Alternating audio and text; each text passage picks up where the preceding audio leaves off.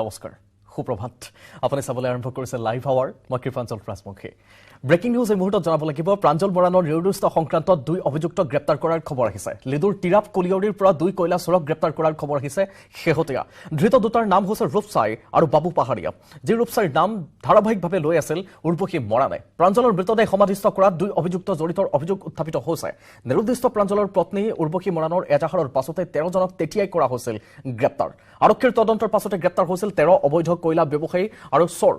গ্ৰেপ্তাৰ হোৱা 13 জনক জেল হাজতলৈ প্ৰেৰণ কৰা হৈছিল আৰু তাৰ পাছত শেহতীয়াকৈ আন দুগৰাকীক কৰা হৈছে গ্ৰেপ্তাৰ প্ৰাঞ্জল বৰানৰ নিৰুদ্দিষ্ট সংক্ৰান্তত দুই অভিযুক্ত কৰা হৈছে গ্ৰেপ্তাৰ এগৰাকী হৈছে লিডুৰ তিৰাপ কলিয়ৰিৰ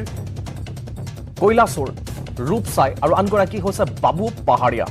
প্ৰাঞ্জলৰ মৃতদেহ সমাধিস্থ কৰাত এই দুই অভিযুক্ত জড়িত থকাৰ অভিযোগ তোলা হৈছে আৰু ইয়াৰ সৈতে এইটো প্ৰতীয়মান হৈছে যে তেখেতৰ মৃতদেহটো সমাধিস্থ কৰা হৈছিল পুতি ৰখা হৈছিল আমি উপাসনা বৰুৱা গোস্বামীৰ ওচৰলৈ যাব বিচাৰিম এই মুহূৰ্তত আৰু অধিক বিষয়টো সংক্ৰান্তত জানিবলৈ শেহতীয়া আপডেট আপোনাৰ হাতত কি আছে উপাসনা বৰুৱা গোস্বামী হয় কৃপাঞ্জল নিশ্চয়কৈ প্ৰাঞ্জল বৰানৰ সমগ্ৰ ঘটনা এতিয়া লৈছে নতুন মূৰ যেহেতু যোৱাকালি যেহেতু ক'ব লাগিব যে আৰক্ষী সঞ্চালকপ্ৰধানগৰাকী যেহেতু তিনিচুকীয়া আৰক্ষীক যেহেতু তদন্ত ঘোষণা কৰিছে আৰু 7 দিনৰ ভিতৰত যেহেতু প্ৰতিবেদন দাখিল কৰিবলৈ কৈছে আৰু তাৰপিছত দেখা গৈছে তিনিচুকীয়া আৰক্ষীয়ে তৎপৰ হৈ পৰিছে আৰু এই মুহূৰ্তত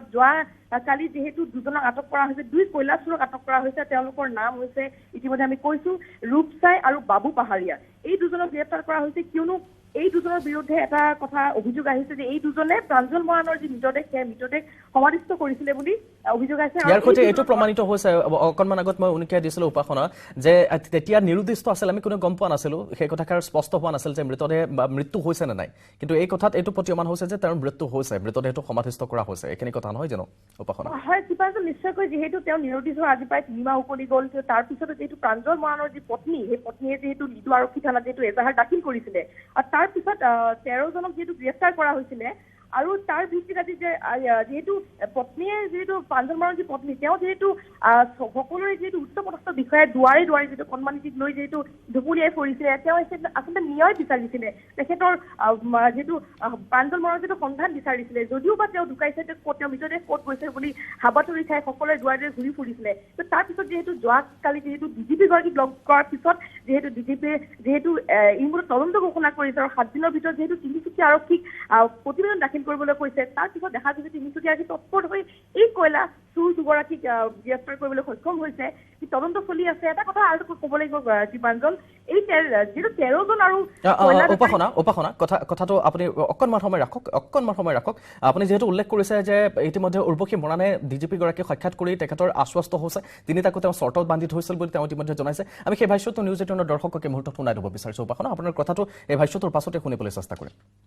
অকণমান লাইনত থাকক প্ৰব্লেমটো সলভ কৰি দিম বুলি কৈছে তাৰপিছত তেখেতে আমাৰ চকুৰ সন্মুখতে কথা পাতিছে আমাকে কৈছে 7 তাৰিখৰ ভিতৰত সকলোখিনি হ'বগৈ আৰু আমি যি দাবী জনাইছোঁ সেইকেইটা পূৰণ কৰাৰ কথা কৈছে আৰু মই যিকেইজন ব্যক্তিৰ নাম এজাহাৰত লিখিছোঁ তেওঁলোকৰ ওপৰত বিহিত ব্যৱস্থা গ্ৰহণ কৰিম বুলি কৈছে মোৰ ভাল লাগিছে তেওঁৰ লগত কথা বতৰা পাতি মই তেওঁক ধন্যবাদ আপোনালোকৰ সংবাদ মাধ্যমৰ যোগেদি মই তেওঁক ধন্যবাদ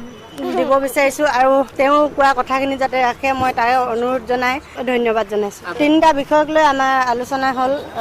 এটা হৈছে ডেড বডিটো ৰিকভাৰিং কৰা সেইটো SDRF NBRF কইল ইণ্ডিয়া তেওঁলোকক দায়িত্ব দিয়াৰ কথা কৈছে আৰু 7 তাৰিখৰ ভিতৰত সোনকালে হোৱাৰ কথা কৈ আছে সেইটো বিষয়ে মই এজাহাৰত উল্লেখ কৰা যিসকল ব্যক্তিৰ নাম এজাহাৰত উল্লেখ কৰিছোঁ তেওঁলোকক বিহিত ব্যৱস্থা গ্ৰহণ কৰাৰ কথা কৈছে তেওঁলোকে যাতে শাস্তি পায় যিমান ডাঙৰ মানুহ হ'লেও তেওঁলোকক এৰি দিয়া নহ'ব বুলি কৈছে তেওঁ কৰ্মসংস্থাপনৰ বিষয়ে চৰকাৰলৈ এখন লিখি আমাৰ তিনিচুকীয়া ডিচিলৈকে পঠাম বুলি কৈছে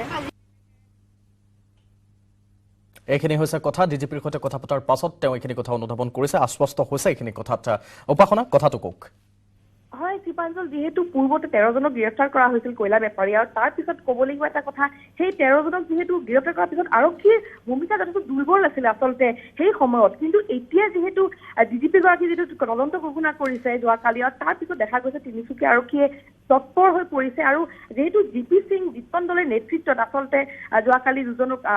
কয়লা চুৰ দুজনক গ্ৰেপ্তাৰ কৰা হৈছে লিডু টিৰাপ কলিয়ৰীৰ পৰা গ্ৰেপ্তাৰ কৰিছে দুজনক ৰূপচাই আৰু বাবু পাহাৰীয়াক ইতিমধ্যে গ্ৰেপ্তাৰ কৰিছে এটা কথা ক'বলৈ পাৰিছো এটা কথাই আমি জানিব পাৰিছো আৰক্ষীৰ পৰা যে কোনো শাৰী নাযায় কয়লা বেপাৰী হওক কয়লা চুৰ হওক এতিয়া বৰ্তমান কোনো শাৰী নাযায় আৰু উপাসনা গোস্বামী কোনো শাৰী নাযায় লিডু আৰু লাংথাছাৰ যি দুগৰাকী ভাৰপ্ৰাপ্ত আৰক্ষী বিষয়াই ইতিমধ্যে কামখিনি কৰিব নোৱাৰিম বুলি তেতিয়া মন্তব্য কৰিছে তেওঁলোকৰ ওপৰত বিহিত ব্যৱস্থা লোৱাৰ কিবা কথা আহিছে নেকি নে তেওঁলোক তৎপৰ হৈছে বাৰু ডিজিপিয়ে কোৱাৰ পাছত তেওঁলোকে কৈছিল যে ডাঙৰ কয়লা মাফিয়া আমি একো কৰিব নোৱাৰিম আপুনি উৰ্ধতন কৰ্তৃপক্ষৰ ওচৰলৈ যাওক ডিজিপি গৰাকীৰ ওচৰলৈ গ'ল আৰু তাৰ পাছত তেওঁলোকে ব্যৱস্থা গ্ৰহণ কৰিছে লাংথাছা আৰু লিডুৰ আছিল হয়তো ভাৰপ্ৰাপ্ত যদি মোৰ ভুল হৈছে আপুনি শুধৰাই দিব তেওঁলোক দুগৰাকীৰ ওপৰত ব্যৱস্থা নিশ্চয়কৈ পৰৱৰ্তী সময়ত ল'ব কাৰণ তেওঁৰ খং উঠিছিল কালি ডিজিপিৰ এইটো কথাৰ পাছত হয় নিশ্চয় শ্ৰীপাঞ্জল নিশ্চয়কৈ ল'ব এতিয়া আমাক সেয়া বিষয়ে জনোৱা নাই কিন্তু এটা কথা এই মুহূৰ্তত ক'ব বিচাৰিম যিটো সংবাদ মাধ্যমত কৰ্মী হৈ যিটো আমিও কিছু কথা জানিবলৈ তেওঁলোকক ফোন কৰা হৈছিলে কিন্তু তেওঁলোকে কিহৰ কাৰণে ফোন ৰিচিভ কৰিব টান পায় সেয়াই সকলো ডাঙৰ প্ৰশ্ন হৈ পৰিছে তেওঁলোকে কোনো যোগাযোগ নাৰাখে বা কথাখিনি জনাব নিবিচাৰে কিন্তু আচলতে কিহৰ কাৰণে সেয়া তেওঁলোকে কৰি আছে সেয়া এতিয়া বৰ্তমান জানিব পৰা যোৱা নাই কিন্তু আৰক্ষীয়ে কোনো লিডু আৰক্ষীয়ে হওক মাৰ্ঘেট আৰক্ষীয়ে হওক তেওঁলোকে কোনো যোগাযোগ আমি যদি কিবা এটা ক্ষেত্ৰত ফোন কৰোঁ তেওঁলোকে ফোন ৰিচিভ নকৰে বা কথাখিনি নজনায় সেয়া কিন্তু এটা প্ৰশ্ন হৈ পৰিছে প্ৰাঞ্জল হয়তো পিছৰ ফালে তেওঁলোকৰ ওপৰত এটা ব্যৱস্থা ল'ব পাৰে যদি তেওঁলোকৰ ভুল থাকে নাথাকিব হয়তো পাৰে কিন্তু তেতিয়া ঘটনা এতিয়ালৈকে জানিব পৰা যোৱা নাই কিন্তু শ্ৰীপাঞ্জল এটা কথা ক'ব লাগিব যিহেতু এই মুহূৰ্তত জিতপন দলৰ নেতৃত্ব মানে আইজিপি জিতপন দলৰ নেতৃত্বত তেওঁলোকে তদন্ত কৰি আছে আচলতে ডিজিপি গৰাকীয়ে যিহেতু উত্তৰ পূৰ্বাঞ্চলিকৰ আইজিপি গৰাকীৰ নেতৃত্বত হৈ আছে উপাসনা বৰুৱা গোস্বামী শেষৰটো প্ৰশ্ন আপোনাক সুধিব বিচাৰিছো যদি আপোনাৰ হাতত সেই তথ্যখিনি আছে যে এই মুহূৰ্তত যিহেতু আমি ইতিমধ্যে গম পাইছিলো যে যি দুগৰাকীৰ নাম প্ৰায় কণ্ঠস্থ হৈ আছিল প্ৰায়ে কৈছিল উৰ্বশী মৰাণে তাৰ ভিতৰত এগৰাকী ৰামচাই তেখেত চোৰ বুলি জানিব পৰা গৈছে আৰু আনগৰাকী হৈছে কয়লা মাফিয়া যিগৰাকী প্ৰধান বাৰে বাৰে কৈছিল বি গণেশ গতিকে সেই ক্ষেত্ৰত বি গণেশক ধৰাৰ ক্ষেত্ৰত কিবা পদক্ষেপ লৈছে নেকি কাৰণ ডিজিপি গৰাকী কোৱাৰ পাছত ৰামচাই ইতিমধ্যে গ্ৰেপ্তাৰ হৈছে বি গণেশৰ শ্ৰীপাঞ্জল বি গণেশৰ বিৰুদ্ধে আৰু অভিযোগ আছিলে পূৰ্বতে তেওঁক ধৰিব চেষ্টা কৰিছে আৰক্ষী কিন্তু কি কাৰণত ধৰিব পৰা নাই সেয়া জানিব পৰা যোৱা নাই পূৰ্বতে যিটো 13গৰাকী কয়লা মাছে গ্ৰেপ্তাৰ হৈছিলে তেতিয়া তেওঁ গ্ৰেপ্তাৰ কৰিব লাগিছিলে কিন্তু কিহৰ কাৰণে নকৰিলে আৰক্ষীৰ ভূমিকা যথেষ্ট দুৰ্বল হৈ আছিলে কিন্তু এই মুহূৰ্তত হয়তো বি গণেশো শাৰী নাযাব যদি তেওঁৰ ভুল থাকে কিন্তু শ্ৰীপাঞ্জল এই মুহূৰ্তত ক'ব লাগিব কোনো শাৰী নাযায় আচলতে এটা কথা কিন্তু আৰক্ষী কৈছে ডিজিপি গৰাকী যদি এটা সিদ্ধান্ত দিছে যে কোনো শাৰী যোৱা তাকো মানে শাৰী যোনে অভিযুক্ত থাকে তাক গ্ৰেপ্তাৰ কৰিবই বা উচিত শাস্তি প্ৰদান কৰাই হ'ব যোন এই প্ৰাঞ্জল মৰাণৰ এই ঘটনাটোৰ লগত জড়িত থাকিব আৰু তাৰ বাবে তদন্ত চলি আছে শ্ৰীপাঞ্জল পৰৱৰ্তী সময়ত আমি জনাব পাৰিম আৰু কাক আটক কৰে কিন্তু এই ঘটনা সংক্ৰান্ত আৰু কয়লা মাফিয়াই হওক বা চুৰ হওক আটক কৰাৰ সম্ভাৱনা আছে নিশ্চয় উপাসনা বৰুৱা গোস্বামী আৰু সেইখিনিয়ে যদি হয় তেতিয়াহ'লে প্ৰশাসনৰ ওপৰত আকৌ এবাৰ আশ্বস্ত হ'ব সমগ্ৰ অসমবাসী সমগ্ৰ দেশবাসী ধন্যবাদ জনাইছোঁ এই মুহূৰ্তত আপুনি সবিশেষ জনালে উপাসনা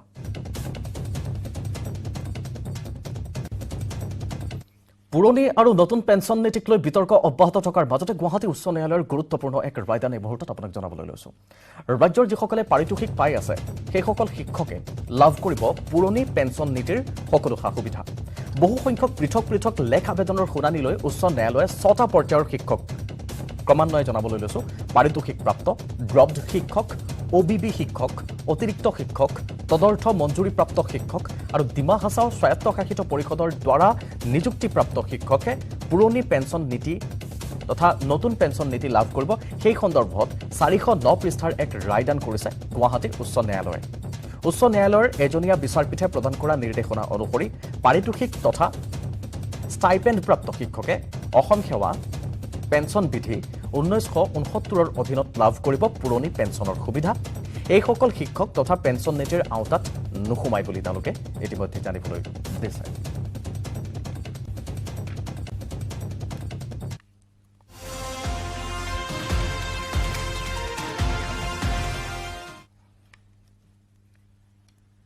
কেবিনেট বৈঠক এবাৰ জিলা ওদালগুৰিত আৰু উখল মাখল হৈছে ওদালগুৰি জিলা মিনি দিছপুৰলৈ যেন পৰিণত হৈছে জিলাখন পানেৰীত হ'ব যিহেতু ৰাজ্যিক কেবিনেট বৈঠক এইবাৰ বৈঠকৰ বাবে পানেৰীত প্ৰস্তুতি জিলা প্ৰশাসনে সম্পূৰ্ণৰূপে কৰিবলৈ চেষ্টা কৰিছে ওদালগুৰিত আজি মুখ্যমন্ত্ৰীয়ে কেইবাখনো ৰাজহুৱা সভাতো অংশগ্ৰহণ কৰিব ভেৰগাঁও ডিমাকুচি পানেৰীত জনসভাত অংশ ল'ব মুখ্যমন্ত্ৰী ডক্টৰ শৰ্মাই পানেৰী চাহ বাগিচাত বিয়লি অনুষ্ঠিত হ'ব কেবিনেট বৈঠকখন আৰু শুভ উদ্বোধন কৰিব ডিমাকুচি আদৰ্শ চিকিৎসালয়ৰ আধাৰশিলা স্থাপন কৰিব টংলা মহকুমা অসামৰিক হাস্পতালৰ চাহ উদ্যোগৰ 200 বছৰ পূৰ্তি উপলক্ষে অনুষ্ঠিত হ'ব কেবিনেট বৈঠকখন বৈঠকৰ বাবে পানেৰীত ব্যাপক প্ৰস্তুতি ইতিমধ্যে জিলা প্ৰশাসনে চলাইছে আপোনাক খবৰ জনাবলৈ চেষ্টা কৰিছো এইকেইটা হৈছে ভাল খবৰ কেবিনেট বৈঠকত নোহোৱাৰ পূৰ্বেই মুখ্যমন্ত্ৰীগৰাকীয়ে ঘোষণা কৰা এইকেইটা খবৰ পানেৰীখনে পাব ওদালগুৰি জিলাখনে পাব এইকেইটা ভাল খবৰ এইকেইটা ভাল দিশ ইতিমধ্যে কাৰণ ডিমাকুচি আদৰ্শ চিকিৎসালয়খন মুখ্যমন্ত্ৰীগৰাকীয়ে উদ্বোধন কৰিব আধাৰশিলাও তেওঁ স্থাপন কৰিব টংলা মহকুমা অসামৰিক হাস্পতালৰ যিহেতু চাহ উদ্যোগৰ 200 বছৰ পূৰ্তি হ'ব তাৰ উপলক্ষে কেবিনেট বৈঠকখন এইবাৰ পেনেৰীত হ'ব আৰু তাকে লৈ পানেৰীত হ'ব পানেৰীত এনেধৰণে ব্যাপক প্ৰস্তুতি দেখিবলৈ পোৱা গৈছে মুখ্যমন্ত্ৰীগৰাকীয়ে কেইবাখনো ৰাজহুৱা সভাত আজি তেখেতে অংশগ্ৰহণ কৰিব কেবিনেট মন্ত্ৰীসকল ইতিমধ্যে ৰাওনা হৈছে কোনো ৰাওনা হৈছে কোনো আজি ৰাওনা হ'ব ওদালগুৰিৰ পানেৰীলৈ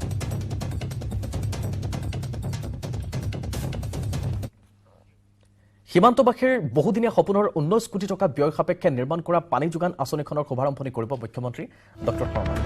এই কাৰণে ব্যতিক্ৰম এই আঁচনিখনত বিদ্যুৎ শক্তি অথবা সৌৰ শক্তিৰ কোনো প্ৰয়োজন নাথাকিব ভূটান পাহাৰৰ পৰা পাইপেৰে পানী আনি শোধন কৰি 40খন গাঁৱক এই পানী যোগান ধৰা হৈছে এই আঁচনিখনত প্ৰতি ঘণ্টাত 3,60,000 লিটাৰ পানী শোধন কৰি ৰাজ্যলৈ যোগান ধৰা হৈছে অতীতত এই গাঁৱৰ বাসিন্দাসকলে পানীৰ অভাৱত বহু দূৰ দূৰণিৰ পৰা পানী আনিব লগা হৈছিল আজি আঁচনিখন শুভাৰম্ভণি কৰাৰ প্ৰাক্ষণত উৎফুল্লিত হৈছে অঞ্চলবাসী স্বাভাৱিকতাই গুৰুত্বপূৰ্ণ আজিৰ এই বিষয়টো গুৰুত্বপূৰ্ণ আজিৰ এই আঁচনিখন যাৰ বিষয়ে আমাক আৰু অধিক জনাব ওদালগুৰিৰ সাংবাদিক ৰিপুঞ্জয় নাথে বাৰ্তালৈ অসমৰ জনপ্ৰিয় মুখ্যমন্ত্ৰী হিমন্ত বিশ্ব শৰ্মা 2 তাৰিখে ৰাতিপুৱা 9 বজাত ইয়াতে পদাৰ্পণ কৰিব এইটো হৈছে বৰলাৰ বহুমুখী পানী যোগান আঁচনি প্ৰায় 19 কোটি টকা ব্যয় সাপেক্ষে এই পানী যোগান আঁচনিটো নিৰ্মাণ কৰিছে এটা কথা ক'ব লাগিব যে এই পানী যোগান আঁচনিটোত কোনো বিদ্যুৎ শক্তি বা সোলাৰ সিস্টেম নহয় এটো ভূটান পাহাৰৰ পৰা নামি অহা পানী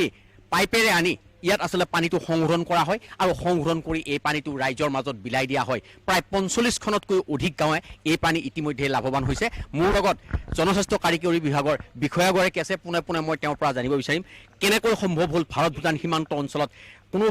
বিদ্যুৎ চালিত যন্ত্ৰ নোহোৱাকৈ বা সোলাৰ সিস্টেম নোহোৱাকৈ পানী আনি আপোনালোকে ৰাইজক খুৱাইছে কেনেকৈ সম্ভৱ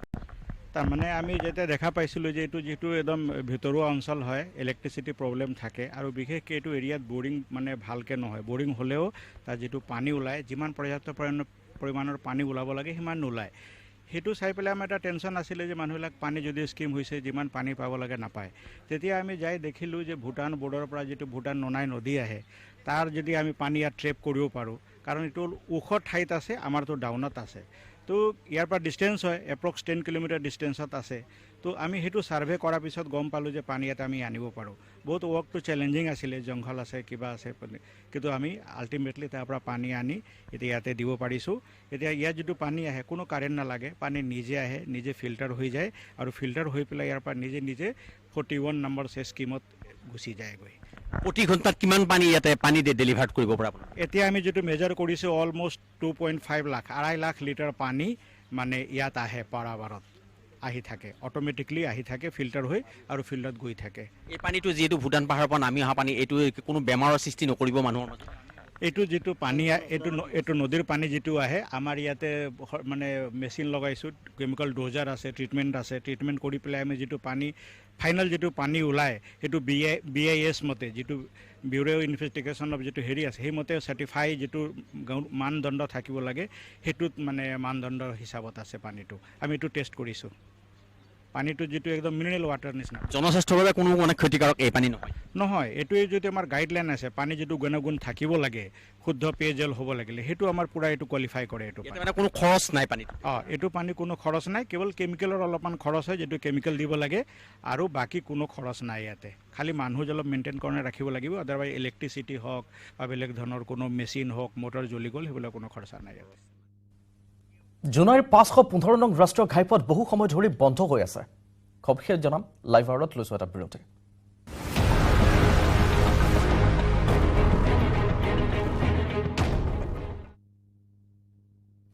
হয় আপৰ অসম অভিযান আজি অসমলৈ আহিব দিল্লীৰ মুখ্যমন্ত্ৰী অৰবিন্দ কেজৰিৱাল কেজৰিৱালৰ লগত অসমলৈ আহিব পঞ্জাৱৰ মুখ্যমন্ত্ৰী ভগৱন্ত সিং মানে আৰু সোণাৰাম হাইস্কুলৰ খেলপথাৰত বিশাল জনসভাত অংশ ল'ব অৰবিন্দ কেজৰিৱাল আৰু ভগৱন্ত মানে বিজেপিৰ বিৰুদ্ধে গুৱাহাটীৰ জনসভাৰ আয়োজন কৰিছে আম আদমি পাৰ্টিয়ে প্ৰথমবাৰৰ বাবে অসমত হ'ব আপৰ বিশাল জনসভা অসমৰ ৰাইজক আকৰ্ষিত কৰাৰ লক্ষ্যৰে ভাষণ ৰাখিব কেজৰিৱালৰ সভাত আপত যোগ নিদিয়ে কোনো দল সংগঠনৰ নেতাই গুৱাহাটী মহানগৰীৰ সোণাৰাম খেলপথাৰত ল'বলগীয়া জনসভাৰ বাবে ইতিমধ্যে প্ৰস্তুতি সম্পূৰ্ণ কৰিছে আপৰ নেতৃত্বই আজি হ'বলগীয়া এই সভাত খেলপথাৰত আপৰ সমৰ্থকৰে ভৰি পৰিব বুলি তেওঁলোকে আশা প্ৰকাশ কৰিছে য'ৰ পৰা পুৱাৰে পৰাই আমাক পৰিৱেশ দেখুৱাই আহিছে আমাৰ জ্যেষ্ঠ সাংবাদিক হীৰকজ্যোতি মালাকৰে আমি তেওঁৰ ওচৰলৈ যাবলৈ চেষ্টা কৰিম কিন্তু কেইবাটাও আমাৰ হাতত প্ৰতিক্ৰিয়া আছে আমি সেইকেইটাও যদি সম্ভৱ হয় সময় আপোনাক শুনাবলৈ চেষ্টা কৰিম বিষয়টো সংক্ৰান্তত ইতিমধ্যে যিহেতু আপৰ প্ৰথমখন বিশাল জনসভা তাকে লৈ মুখ্যমন্ত্ৰীগৰাকীয়ে মন্তব্য কৰিছে মুখ্যমন্ত্ৰীগৰাকীক আপে আকৌ উভতি ধৰিছে জয়ন্ত মল্ল বৰুৱাই মন্তব্য কৰিছে কেজৰিৱালৰ ওপৰত তাৰ পাছত অখিল গগৈয়ে কেজৰিৱালৰ ওপৰতো মন্তব্য কৰিছে সমান্তৰালকৈ অসমৰ মুখ্যমন্ত্ৰীৰ ওপৰতো মন্তব্য কৰিছে তেনেধৰণৰ কেইবাটাও খবৰ আছে আপোনাক জনাই থাকিব লগা এই বিষয়কেইটা সংক্ৰান্তত কোনে কি কৈছে প্ৰথমতে আমি মুখ্যমন্ত্ৰীগৰাকীয়ে কি কৈছে অসমৰ মুখ্যমন্ত্ৰীগৰাকীয়ে কি মন্তব্য কৰিছে ইতিমধ্যে হীৰকজ্যোতি মালাকৰ আমাৰ সৈতে পোনপটীয়া সম্প্ৰচাৰ সংযুক্ত হৈছে আমি কিছু সময়ৰ বাবে অপেক্ষা কৰিবলৈ অনুৰোধ জনাম হীৰকক আমি প্ৰথমতে মন্তব্যকেইটা শুনাই লৈছোঁ অৰবিন্দ কেজৰিৱালৰ অসম ভ্ৰমণক লৈ প্ৰতিক্ৰিয়া প্ৰকাশ কৰিছে মুখ্যমন্ত্ৰী শৰ্মাই আৰু তাৰ সাৰাংশ হৈছে যে অৰবিন্দ কেজৰিৱালে তেওঁৰ বিৰুদ্ধে অভিযোগ দিলে মানহানি গোচৰ তৰাৰ হুংকাৰ দিছে মুখ্যমন্ত্ৰী ডক্টৰ শৰ্মাই আগবঢ়াইছোঁ তেখেতৰ ভাষ্য প্ৰথমত মই এতিয়ালৈকে কোনো কেছ টেছ কৰা নাই কিন্তু ভাৰতত ক'ৰবাত মোৰ বিৰুদ্ধে কেছ আছে নেকি ক'ৰবাত গোটেই ভাৰতবৰ্ষত do any FIR is against me I wanted to file a defamation case but Arvind Kejriwal like a coward he spoke inside assembly so' let him come to Assam on second and say that there is a case against Himanta Biswa Sarma. I will sue him right away. But he spoke that within the assembly. I challenge them to show a single case against me. Where? Which case? Which case is there against me? So let Kejriwal come on second, speak against me a single word that I am corrupt. And next day I am going to file defamation case. The same thing I have done against Monish Kejriwal. Kya naam hai? Whatever he is. So the things you should not speak against somebody in Delhi Assembly where you know I am not there to defend. So what is the case against me? So somebody has misled all the people that there is some case against me. In entire India there is no case against me except some cases filed by Congress people in various courts. But there is no case against me in before no agency, before no court, before no police station. সেয়া মুখ্যমন্ত্ৰীৰ ভাষ্য আৰু তাৰ বিপৰীত ভাষ্য ইতিমধ্যে আগবঢ়াইছে হিমন্ত বিশ্ব শৰ্মা ভীতিগ্ৰস্ত হৈছে বুলি প্ৰতিক্ৰিয়া প্ৰকাশ কৰিছে অসমৰ আপৰ নেতাই শুনাম তেওঁ যেনেকুৱা ধৰণৰ আচৰণেৰে কথাষাৰ কৈছে আমি দেখিছোঁ যে তেওঁ আতংকিত হৈছে অৰবিন্দ কেজৰিৱাল ডাঙৰীয়া অসমলৈ আহিব তেওঁ কি ক'ব এই কথাটোকে ভাবি চাগে হিমন্ত বিশ্ব শৰ্মা ডাঙৰীয়া টোপনি অহা নাই তেওঁ ভয় খাই আছে যে কেজৰিৱাল ডাঙৰীয়া কি ক'ব উত্তৰ কাছাৰ কেলেংকাৰী বুলি ক'লে কাৰ নামটো জড়িত হৈ পৰে সাৰদা কেলেংকাৰীত কোন জড়িত হৈ আছিল এই আটাইবোৰ কথা আচলতে এনেকুৱা হৈছে গোসাঁই ঘৰত মানে কোন মই কল খোৱা নাই হিমন্ত বিশ্ব শৰ্মা ডাঙৰীয়া কালি যিটো আচৰণ এইটো তেনেধৰণৰ কথা এটা কোনো কথা কোৱাই নাই তেওঁ আগতীয়াকে ভয় খাইছে মই মানহানি গোচৰ দিম আৰু এতিয়াতো গোচৰ দিয়া তেওঁলোকে এইটো এটা পন্থাই লৈছে ৰাইজে এতিয়া বুজি পাইছে হিমন্ত বিশ্ব শৰ্মাই যেনেকৈ আতংকিত হৈছে যেনেদৰে ভয় খাইছে ৰাইজে এতিয়া বুজিবলৈ বাকী নাই আৰু ইয়াৰ অন্তৰত কি কথা আছে কেজৰিৱালক লৈ আলোচনাৰ প্ৰাসংগিকতাই নাহে অসমত 126খন বিধানসভা আছে 14খন লোকসভাৰ আসন আছে কিন্তু কতো কেজৰিৱালৰ দলেই নাই অসমৰ কতো কেজৰিৱালৰ দলৰ অস্তিত্বই নাই এনেকুৱা মানুহ আহিয়ে থাকে গৈয়ে থাকে দিল্লীৰ মুখ্যমন্ত্ৰী তথা আম আদমি পাৰ্টিৰ মুৰব্বী অৰবিন্দ কেজৰিৱালৰ অসম ভ্ৰমণৰ পূৰ্বে মন্তব্য কৰিছে এই ধৰণে মন্ত্ৰী জয়ন্ত মল্ল বৰুৱাই শুনাম মই নাভাবোঁ যে অসমত কেজৰিৱালক লৈ কিবা আলোচনা কৰিব লাগে অসমত 126খন বিধানসভা 14খন লোকসভা ইমান পঞ্চায়ত ইমান জিলা পৰিষদ ক'তোতো কেজৰিৱালৰ কোনো দল নাই এনেকুৱা তেওঁলোকৰ কোনো ৰিকগনেশ্যন নথকা দল এটা অসমত ক'তো অস্তিত্ব নথকা দল এটাৰ নেতাক লৈ ইমান কিয় উৎসাহিত সংবাদ মাধ্যম মই সেইটো কথা বুজি পোৱা নাই গতিকে মই তাক লৈ কিবা বাতৰি বুলিয়ে মই ভবা নাই এনেকুৱা মানুহটো আহিয়ে থাকে গৈয়ে আনফালে অখিল গগৈ ইতিমধ্যে ইয়াকে লৈ মন্তব্য কৰিছে তেওঁ কৈছে যে দিল্লীৰ মুখ্যমন্ত্ৰী অৰবিন্দ কেজৰিৱালৰ প্ৰসংগত ডক্টৰ হিমন্ত বিশ্ব শৰ্মা সাৱধানবাণীক লৈ তেওঁ প্ৰতিক্ৰিয়া প্ৰকাশ কৰিছে আৰু কি কৈছে তেখেতে ৰাজনৈতিক সমীকৰণ বুলি অভিহিত কৰিছে মুখ্যমন্ত্ৰীৰ মন্তব্যক তেখেতে শুনাম 2024 চনৰ কাৰণে আজি মনীষ সিসোদিয়াক যে গ্ৰেপ্তাৰ কৰিছে কাৰণটো হ'ল 2024 চনৰ নিৰ্বাচন। আজি আম আদমি পাৰ্টিক যে প্ৰেছাৰত ৰাখিছে তাৰ মূল কাৰণটো হ'ল 2024 চনৰ নিৰ্বাচন। বিজেপিয়ে আম আদমি পাৰ্টি, তৃণমূল কংগ্ৰেছ এনেকুৱা আটাইবিলাক দলক প্ৰেছাৰত ৰাখি 2024 চনত যাতে এটা তৃতীয় শক্তি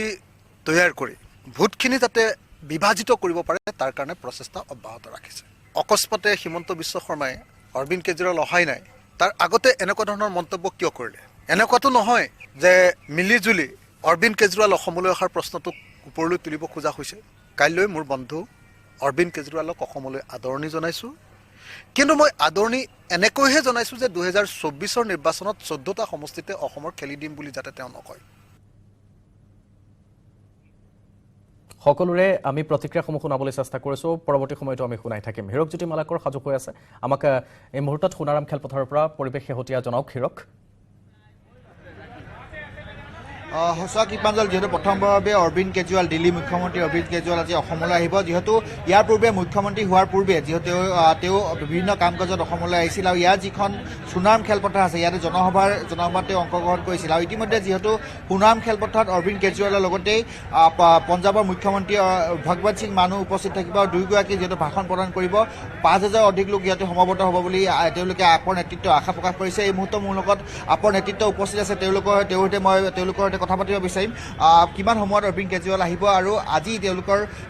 মুঠতে নিৰ্বাচনমুখী যিহেতু ভাষণ প্ৰদান কৰিব, কেনেধৰণৰ প্ৰতিশ্ৰুতি থাকিব ৰাইজৰ সন্মুখত? অৰবিন্দ কেজৰিৱাল ডাঙৰীয়া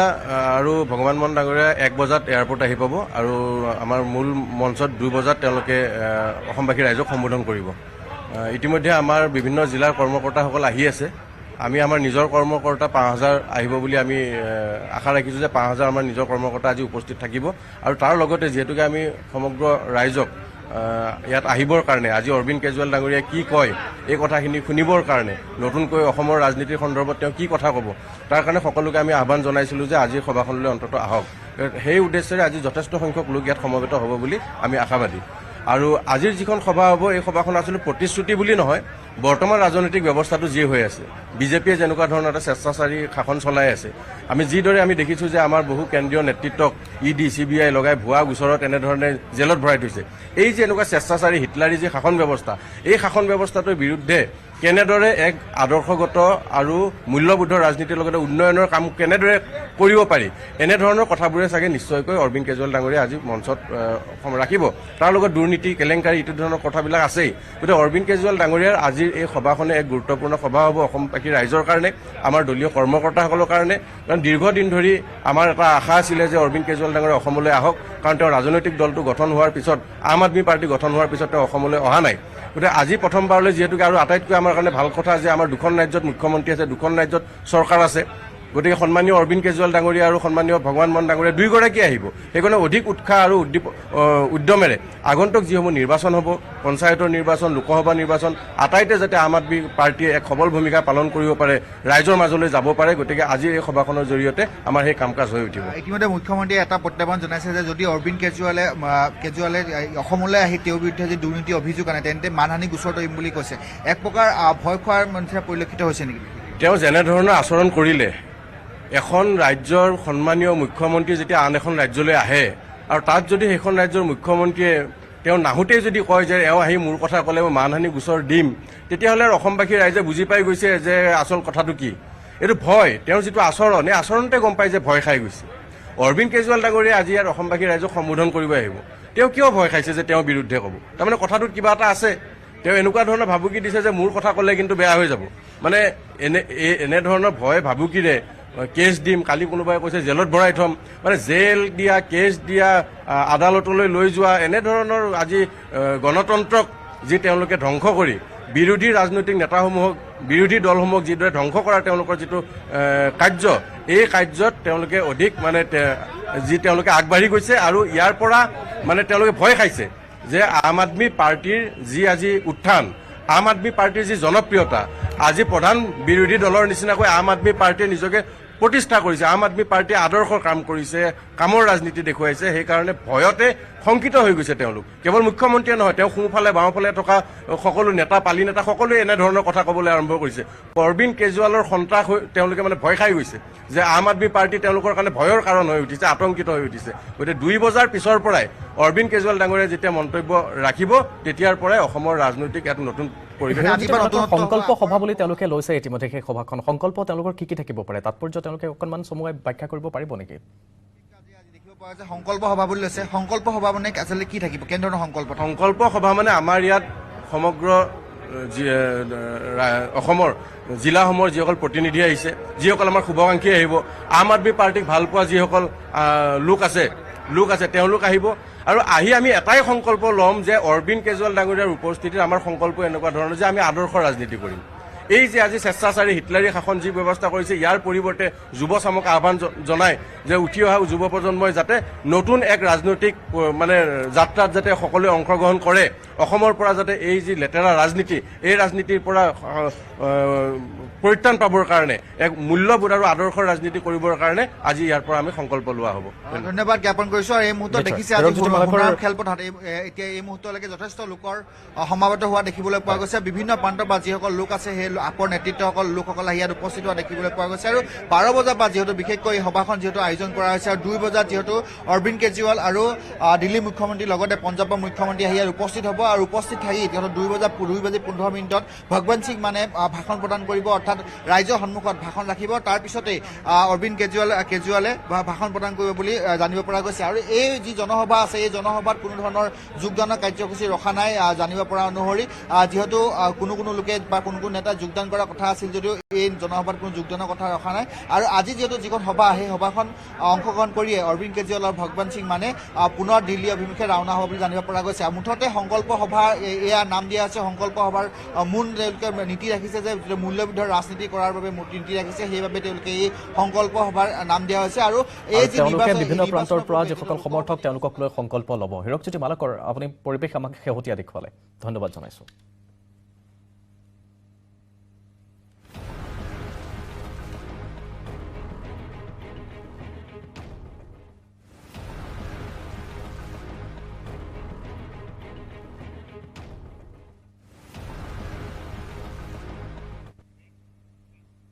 লাইভ আৱাৰ চলি থাকিব লৈছো আন এটা বিৰতি